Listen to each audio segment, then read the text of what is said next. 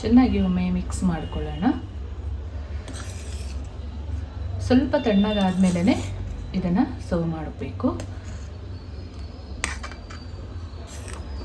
ನೋಡಿ, ನಮ್ಮ ಅದ್ಭುತವಾದ ಸಬ್ಬಕ್ಕಿ ಡೆಸರ್ಟ್ ತುಂಬ ಚೆನ್ನಾಗಿರುತ್ತೆ. ಒಮ್ಮೆ ಟ್ರೈ ಮಾಡಿ ನೀವು. ಈ ರೀತಿ ಸಾಫ್ಟಾಗಿ ಬೇಯಿಸ್ಕೊಳ್ಬೇಕು. ನಮಸ್ತೆ ಎಲ್ಲರಿಗೂ. ಎಲ್ಲರನ್ನೂ ಸುಚಿಸ್ಮಿತನಿಗೆ ಸ್ವಾಗತ ಮಾಡಿಕೊಂಡು ಇವತ್ತು ಅದ್ಭುತವಾದ ರೆಸಿಪಿ ಮಾಡ್ತಾ ಇದ್ದೀನಿ. ಬನ್ನಿ ಹೇಗೆ ಮಾಡೋದು ನೋಡೋಣ. ಸಬ್ಬಕ್ಕಿ ಅಂತ ಹೇಳ್ತೀವಿ, ಸಾಬುದಾನ್ ಹೇಳ್ತೀವಿ, ಏನು ಬೇಕಾದರೂ ಕರಿಬಹುದು. ಇನ್ನೂ ಹೇಳಬೇಕಾದ್ರೆ ಕಪ್ಪೆ ಕಣ್ಣು, ಇದು ಊರಲ್ಲೆಲ್ಲ ಅಜ್ಜಿಂದ್ರೆ ಹೇಳೋದು ಕಪ್ಪೆ ಕಣ್ಣು ಅಂತ. ಪಾಯಸಕ್ಕೆ ಹಾಕಲಿಕ್ಕೆ ಕಪ್ಪೆ ಕಣ್ಣು ತಂದುಕೊಡಿ ಅಂತ ಹೇಳ್ತಾರೆ. ಇದರಲ್ಲಿ ಒಳ್ಳೆಯ ಒಂದು ಡೆಸರ್ಟ್ ಮಾಡ್ಕೊಳ್ಳೋಣ. ಅದಕ್ಕಿಂತ ಮೊದಲು ನನ್ನ ಚಾನಲ್ಗೆ ನೀವು ಹೊಸಬ್ರಾಗಿದ್ದರೆ ಪ್ಲೀಸ್ ಸಬ್ಸ್ಕ್ರೈಬ್ ಮಾಡ್ಕೊಳ್ಳಿ. ಪಕ್ಕದಲ್ಲೇ ಇರುವ ಬೆಲ್ ಬಟನನ್ನು ಕ್ಲಿಕ್ ಮಾಡೋದನ್ನು ಮರಿಬೇಡಿ. ನಾನು ಇದೇ ಥರದ ಹೊಸ ಅಡುಗೆ ಮಾಡಿ ಹಾಕುವಾಗ ನಿಮಗೆ ಫಸ್ಟ್ ನೋಟಿಫಿಕೇಶನ್ ಬರುತ್ತೆ. ಹಾಗೆ ನಿಮ್ಮ ಫ್ರೆಂಡ್ಸ್ ಆ್ಯಂಡ್ ಫ್ಯಾಮಿಲಿಗೆ ಹೆಚ್ಚು ಶೇರ್ ಮಾಡಿ, ನನ್ನ ಚಾನಲ್ಗೆ ಸಪೋರ್ಟ್ ಮಾಡಿ. 250 ಗ್ರಾಮ್ ಅಷ್ಟು ಸಬ್ಬಕ್ಕಿಯನ್ನು ತೊಗೊಂಡಿದ್ದೀನಿ. ಇದನ್ನು ಒಂದು 2 ಸರಿ ಚೆನ್ನಾಗಿ ವಾಶ್ ಮಾಡ್ಕೊಳ್ಳೋಣ. ಒಂದು ಬೌಲಿಗೆ ಹಾಕ್ಕೊಂಡು ಚೆನ್ನಾಗಿ ವಾಶ್ ಮಾಡ್ಕೋಬೇಕು. ಧೂಳೆಲ್ಲ ಇರುತ್ತೆ, ಹಾಗಾಗಿ ಚೆನ್ನಾಗಿ ಒಂದು 2 ಸರಿ ವಾಶ್ ಮಾಡಿಕೊಂಡು ಇದನ್ನು ಒಂದು 2 ಅವರ್ ನೆನೆಯಕ್ಕಿಡಬೇಕು. ತುಂಬ ಚೆನ್ನಾಗಾಗುತ್ತೆ ಈ ಡೆಸರ್ಟ್. ಸೇಮ್ ಜಾಮೂನ್ ಥರನೇ ಆಗುತ್ತೆ. ನೀವು ಒಂದ್ಸಲ ಟ್ರೈ ಮಾಡಿ, ಹಾಗೆ ಕಮೆಂಟಲ್ಲಿ ತಿಳಿಸೋದನ್ನು ಮರಿಬೇಡಿ. ಟ್ರೈ ಮಾಡಿ ಆದಮೇಲೆ ಹೇಗೆ ಬಂತು ಅಂತ ನಿಮ್ಮ ಕಮೆಂಟ್ ಓದಲು ನಾನು ಕಾಯ್ತಾ ಇರ್ತೀನಿ. 2 ನೀರಲ್ಲಿ ಚೆನ್ನಾಗಿ ವಾಶ್ ಮಾಡ್ಕೊಳ್ಳೋಣ. ಮುಳುಗುವಷ್ಟು ನೀರು ಹಾಕ್ಕೊಂಡು 2 ಅವರ್ ನೆನೆಸಿಡೋಣ. ಇದನ್ನು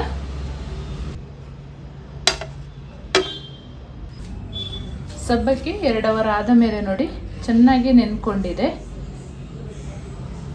ನೋಡಿ, ಇದಕ್ಕೆ ಸ್ವಲ್ಪ ಒಂದು 2 ಟೇಬಲ್ ಸ್ಪೂನಷ್ಟು ಹಾಲಿನ ಪುಡಿ ಹಾಕ್ಕೊಂಡು ಚೆನ್ನಾಗಿ ಕಲಿಸ್ಕೊಂಡು ಉಂಡೆ ಕಟ್ಟುವ ಹದದಲ್ಲಿ ಕಲಿಸ್ಕೊಳ್ಬೇಕು. ಸ್ವಲ್ಪ ಉಪ್ಪು ಹಾಕೋಬೇಕು, 1 ಪಿಂಚಷ್ಟು ಸಾಕು. ಹಾಲಿನ ಪೌಡ್ರನ್ನು ಸೇರಿಸ್ಕೊಳ್ಳೋಣ. ಚೆನ್ನಾಗಿ ಕಲಿಸ್ಕೊಳ್ಬೇಕು. ತುಂಬ ಒಳ್ಳೆಯದಾಗುತ್ತೆ.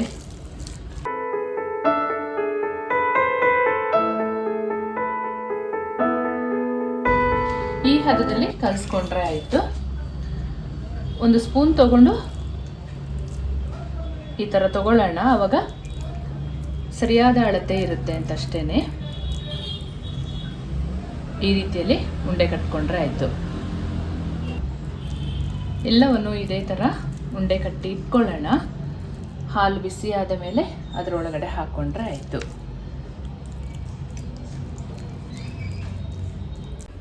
ಒಂದು ಪಾತ್ರೆ ಬಿಸಿಗಿಟ್ಕೊಂಡು 1/2 ಲೀಟರ್ ಹಾಲನ್ನು ಕಾಯಿಸ್ಕೊಳ್ಳೋಣ.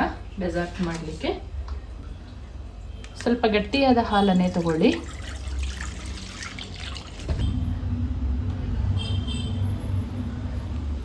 ಹಾಲು ಚೆನ್ನಾಗಿ ಕುದಿಬೇಕು.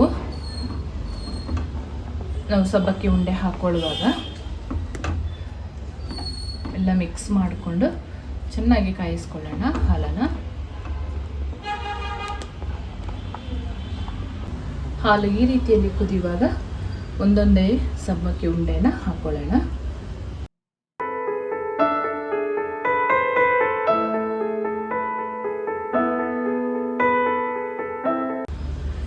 ಎಲ್ಲ ಹಾಕಿ ಆದ ಮೇಲೆ ಚೆಂದ ಈ ಥರ ಮಿಕ್ಸ್ ಮಾಡ್ಕೋಬೇಕು. ಒಂದು 5 ನಿಮಿಷ ಆದ ಮೇಲೆ ಈ ಥರ ಮಿಕ್ಸ್ ಮಾಡ್ಕೋಬೇಕು. ತುಂಬ ಒಳ್ಳೆಯದಾಗುತ್ತೆ ಇದು. ಮಧ್ಯೆ ಮಧ್ಯೆ ಒಮ್ಮೆ ಈ ರೀತಿಯಲ್ಲಿ ಮಿಕ್ಸ್ ಮಾಡ್ಕೋಬೇಕು. ನಾವು ಹಾಕುವಾಗ ನಮ್ಮ ಸಬ್ಬಕ್ಕಿ ಬಾಲು ಸಣ್ಣದಾಗಿರುತ್ತೆ. ನೋಡಿ, ಬೆಂದ ಮೇಲೆ ಎಷ್ಟು ದಪ್ಪ ಆಗಿದೆ ಅಂತ. ಚೆನ್ನಾಗಿ ಬೇಯಿಸ್ಕೊಳ್ಬೇಕು ಮಾತ್ರ. ಚೆನ್ನಾಗಿ ಬೆಂದ ಆದ ಮೇಲೆ ನಾವು ಮಿಲ್ಕ್ ಮೇಡನ್ನು ಹಾಕ್ಕೊಳ್ಳುವಂಥದ್ದು. ಸ್ವೀಟಿಗೆ ಈ ಥರ ಮಿಲ್ಕ್ ಮೇಡನ್ನು ತಗೊಳ್ಳೋಣ. ರುಚಿಗೆ ತಕ್ಕಷ್ಟು ಮಿಲ್ಕ್ ಮೇಡನ್ನು ಸೇರಿಸ್ಕೊಳ್ಳೋಣ.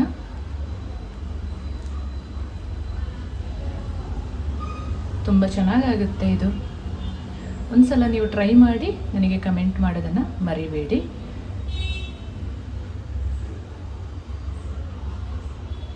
ಚೆಂದ ಒಮ್ಮೆ ಮಿಕ್ಸ್ ಮಾಡ್ಕೊಳ್ಳೋಣ. ನಿಧಾನವಾಗಿ ಮಿಕ್ಸ್ ಮಾಡ್ಕೋಬೇಕು.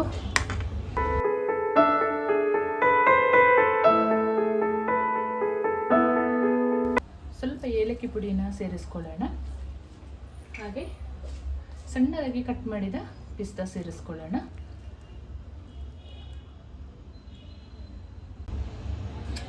ಚೆನ್ನಾಗಿ ಒಮ್ಮೆ ಮಿಕ್ಸ್ ಮಾಡ್ಕೊಳ್ಳೋಣ. ಸ್ವಲ್ಪ ತಣ್ಣಗಾದ್ಮೇಲೆ ಇದನ್ನು ಸರ್ವ್ ಮಾಡಬೇಕು.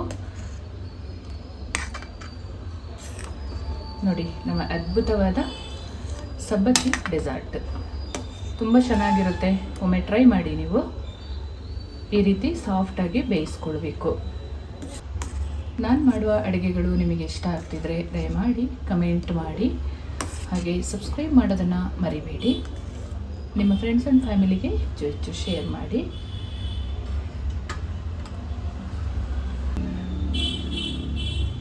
ಈ ರೀತಿಯಲ್ಲಿ ಸಬ್ಬಕ್ಕಿ ಡೆಸರ್ಟನ್ನು ಮಾಡ್ಕೋಬೇಕು. ತುಂಬ ಸುಲಭ ಮಾಡೋದು, ಕಡಿಮೆ ಇಂಗ್ರೀಡಿಯೆಂಟ್ಸ್ ಸಾಕಾಗುತ್ತೆ.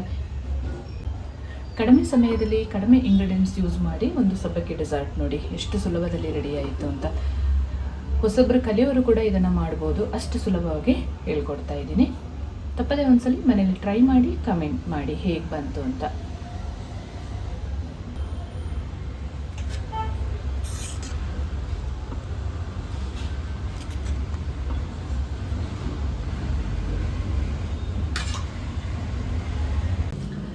ಸೂಪರ್ ಆದ ಟೇಸ್ಟಿಯಾದ ಈಸಿಯಾಗಿ ಮಾಡಿಕೊಳ್ಳುವಂಥ ಒಂದು ಸಬ್ಬಕ್ಕಿ ಡೆಸರ್ಟ್ ನೋಡಿ ಈ ರೀತಿಯಲ್ಲಿ ರೆಡಿಯಾಗಿದೆ.